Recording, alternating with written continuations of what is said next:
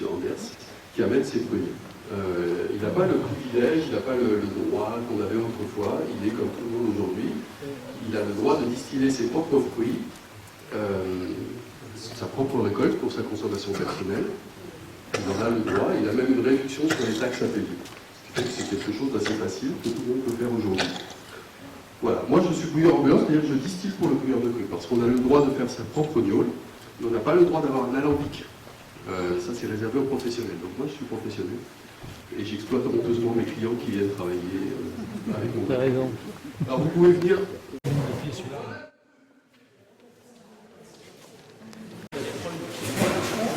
Alors, normalement c'est le bouilleur de cru qui le fait, mais il s'est sauvé. Il faut charger l'alambic.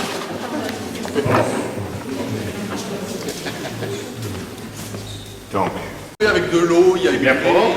C'est bien propre. Donc, on va comme ça. Je ne connais pas votre matériel. Moi je le connais, ça va. Donc on va mettre même ça sur le côté, ça sera plus facile. Oui. Plus facile.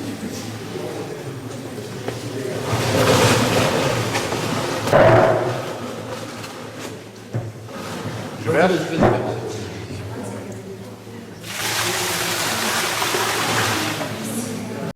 Et quand c'est fermenté, vous m'appelez, vous l'amenez, et puis soit je vous le fais, soit vous le faites vous-même.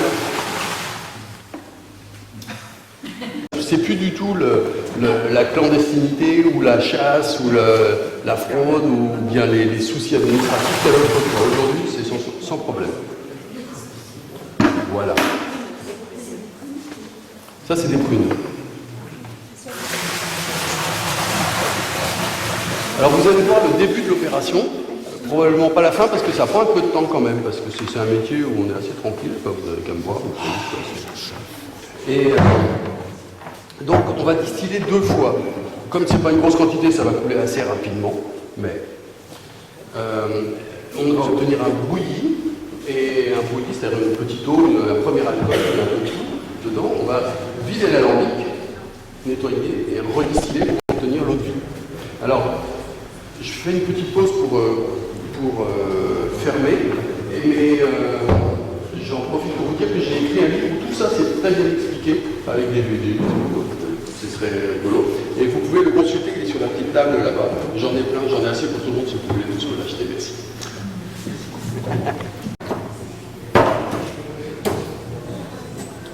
Ça vous intéresse, vous savez comment fonctionne un alambic?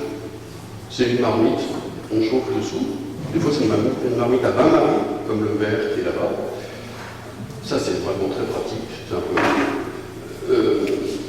on chauffe dessous, les vapeurs d'alcool... l'alcool s'évapore avant le reste des fruits, avant l'eau, avant tout ça. Et ça passe dans le serpentin. Les vapeurs passent dans le col de cygne, ici, et se condensent dans le serpentin qui est plongé dans un bac plein d'eau. Et c'est tout. Ensuite, on a un petit alcomètre qui mesure le degré. Voilà. C'est à peine de l'alcomètre, sauf pour régler le degré à la fin. Sinon, il n'y a aucun moyen de contrôle, on touche, on sent, on ressent, et c'est tout. Voilà. On laisse le moyen de contrôle à l'administration. À la télé.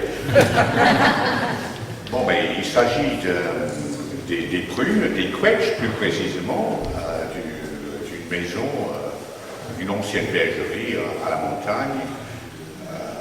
Près de Saint-Ponce-de-Tromière. Il se trouve que cette année, nous avons eu une récolte très très abondante. Donc, il était question de... 60 litres. J'aurais pu faire le double ou le triple facilement. Le problème, c'est d'avoir le matériel et de manier tout ça. Et de trouver quelqu'un qui veut bien distiller, ce qui n'est pas évident. En l'occurrence, il y a quelques 60 litres dans une poubelle. Je l'ai acheté l'été dernier, l'hiver dernier, dans un syndicat de distillation du Jura. Un syndicat de distillation, c'est un alambic communal qui appartient à une association. Et les bouilleurs de cru, les récoltants, c'est-à-dire les récoltants gèrent ce local, gèrent l'administration et la distillation. Chacun distille soi-même ses propres fruits. Ici, dans le Languedoc, on a eu une une forme un peu différente des syndicats de distillation qui a donné la distillerie coopérative, mais qui avait plus un but professionnel, un but commercial, alors que le syndicat de distillation, c'est vraiment des amateurs qui distillent pour eux. Et ce syndicat avait deux alambics, un bain-marie, super luxe, et puis celui-là, ce vieux machin, qui les encombrait parce que c'est un tout petit hôtel de 15 mètres carrés. Et puis, alors, un million, enfin, presque deux. Voilà. Donc je voulais vous dire ça parce que j'ai étudié un petit peu les possibilités qu'on a aujourd'hui pour distiller soi-même son cru, pour devenir bouilleur de cru, pour redevenir bouilleur de cru, et voire même distiller soi-même, sans passer par un bouilleur ambulant, c'est-à-dire moi. Parce que quand on récolte ses fruits, on entretient son verger, on récolte ses fruits, on fait sa gnôle soi-même. Si on la distille soi-même, c'est encore mieux. Voilà, bon, ça me rapporte beaucoup de boulot de faire ça, mais c'est pas grave. Alors, donc voilà, j'ai étudié un peu comment on faisait un syndicat de bouilleurs de distillation, de bouilleurs de cru, un alambic communal, comme dans l'est de la France. Et il y en a petit à petit qui se montent un peu. En France, ça commence à revenir. Mais si vous voulez faire une association avec un alambic communal dans la région, vous regardez sur mon site devenirdistillateur.com, j'explique tout ça, et vous pouvez m'écrire. Voilà. Et ça, c'est pour avoir un premier distillation. Non, 2-3 heures en tout. Et après, on peut la boire. En principe, la boire sans devenir aveugle ou fou. Ça vient après. Ouais. Aux fruits, là, c'était des fruits qui étaient abîmés. C'est le micro. Hein. Non, c'était des fruits sains, même pas si mûrs que ça. On aurait pu attendre plus longtemps pour avoir les fruits plus mûrs. Mais apparemment, dans le temps, on croyait qu'il fallait des fruits très mûrs. Aujourd'hui, je crois qu'on préfère des fruits un peu moins mûrs. Il y a toujours les noyaux là, parce que c'est vraiment un travail très fastidieux. J'imagine de dénoyauter des milliers de prunes.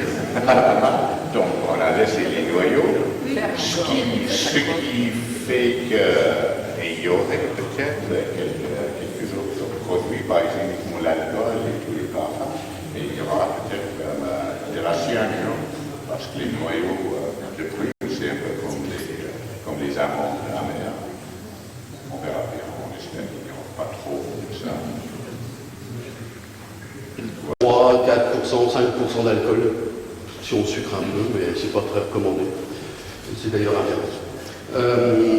Alors, donc si on met 100 litres de prune, on va avoir 3-4 litres d'alcool pur, c'est-à-dire 7 litres d'eau de vie environ, voilà. À 45 degrés. Alors maintenant, vous voulez savoir à quel degré ça sort, et si c'est chaud aussi, j'imagine. Alors, ça c'est un alambic très primitif. Ça fait longtemps que dans le Languedoc, on n'utilise plus des alambics comme ça. Le Languedoc est une des régions de technique de pointe en matière d'alambic et de colonne de distillation. Et moi, je ne suis pas du tout à la page. Donc c'est un alambic vraiment primitif. On distille, ça ne marche pas très bien, alors on est obligé de distiller 2 fois pour avoir quelque chose d'acceptable. Mais par contre, comme on ne violente pas le fruit, les molécules, les arômes restent dans les molécules de l'alcool, enfin c'est beaucoup plus gras et fruité, enfin franchement c'est meilleur. Donc c'est un alambic à repasse. Donc la première fois on va avoir un brouillis qui fait dans les 30 degrés, 30%. Si on chauffe trop fort, ça va être, le brouillis ça va couler plus vite et ça sera moins fort. Si on chauffe doucement, ça sera plus fort, mais on s'en fiche. On redistille une seconde fois et là on a un alcool qui fait entre 70 et 80 degrés. Voilà. Alors il faut bien enlever la tête de distillation, c'est-à-dire ce qui coule en premier, parce que à la repasse, on peut bien séparer les différents alcools. Il y a le méthanol qui passe en tête de distillation, qui a la réputation de rendre fou et aveugle, donc en général on l'évite, qui est plus volatile que l'éthanol, donc ça passe en premier. Alors comment on le reconnaît? On sent. Au nez, ça a une odeur d'alcool à brûler. Voilà. Donc on enlève le méthanol qui fait jusqu'à 10% de l'alcool total. Donc ça fait une grosse perte. Mais bon, dans le vin, vous avez 10% de l'alcool qui est méthylique aussi, hein, donc il ne faut pas non plus crier au c'est pas... c'est juste en grosse quantité, c'est pas très bon.